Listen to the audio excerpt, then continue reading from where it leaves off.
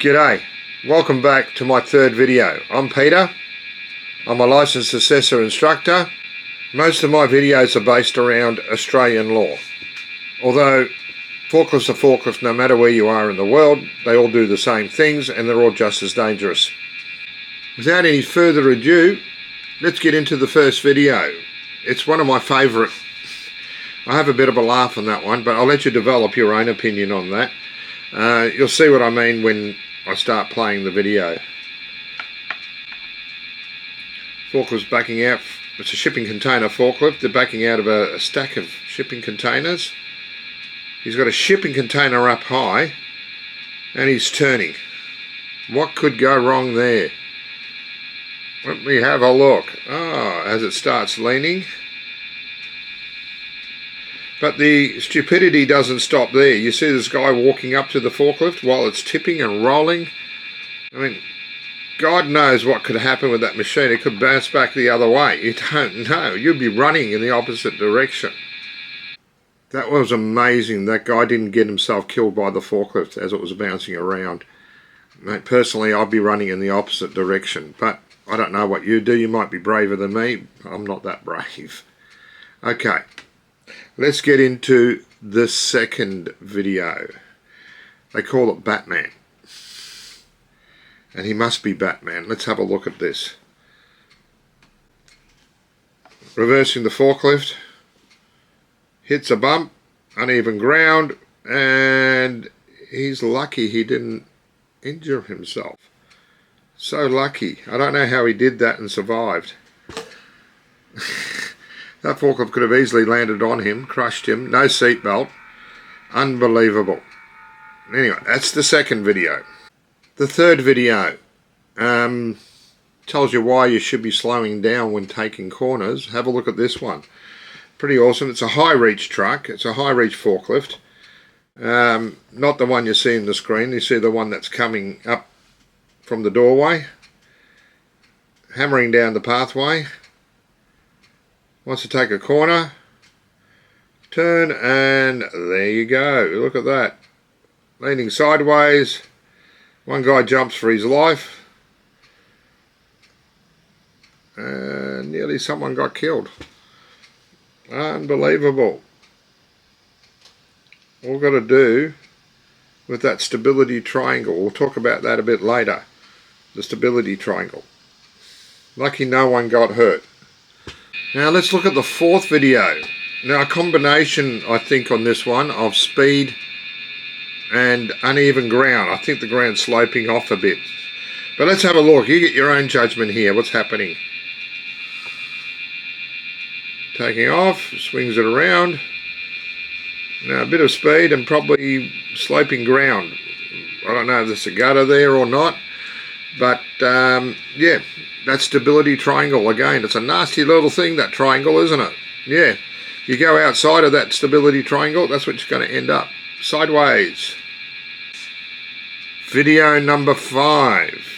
Driving with your mast raised. This is a bit of a funny one, because driving with your mast raised could cause it to tip over just to be unstable. But it can tip over for other reasons. Let's have a look. Let's have a look.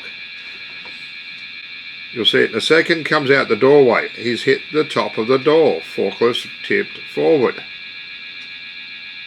And that guy's climbed out thinking, what the hell has gone wrong? Probably didn't even realise his mast was raised.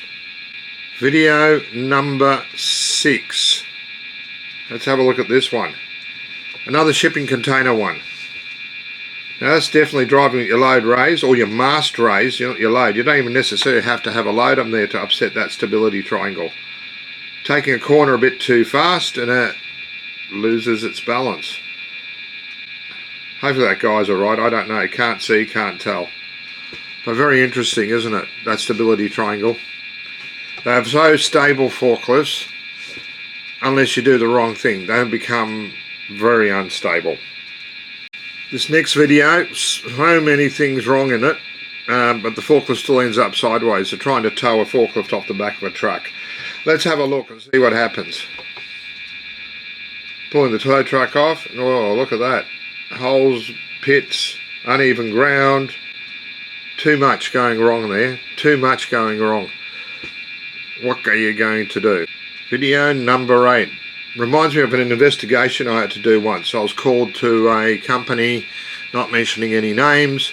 The company needed to retrain all their staff in driving forklifts. Now what happens here is very typical, especially with high reach trucks and narrow aisles. People start turning out before they start lowering the load.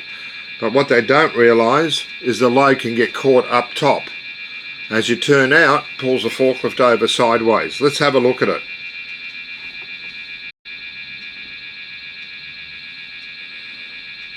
And there you go. Damaged rack, damaged machine, damaged forklift. Back to retraining. And that's why I was called in. Now, if you look at this diagram, you'll see 3 dots. The first dot is the load's centre of gravity. The next dot in is the combined centre of gravity of the forklift truck and the load.